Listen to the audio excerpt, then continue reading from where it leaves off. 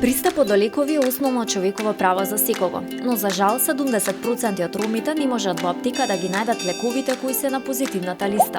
Кај ромите, социјалниот аспект е една од главните причини за недостапноста на лекови. Тука спаѓа и партиципацијата и недоволната едукација. Според истражувањата на Фондација Отворено општество и Сдружение ЕСА за состојбите во однос на здравјето, здравствената заштита и правото на здравје помеѓу ромите, само 20,5% од ромите можеле да го купат потребниот лек препишан од доктор, за разлика од 51,4% од другите етнички групи. Исто така, ромите многу малку знаат за правото на поврат на средства за купен лек или медицински материјал, кој што постои како право од Фондот за здравствено осигурување. На 65% од ромите кои поднале барање за рефундација, истото им било одбиено за разлика од 30% од останатото население.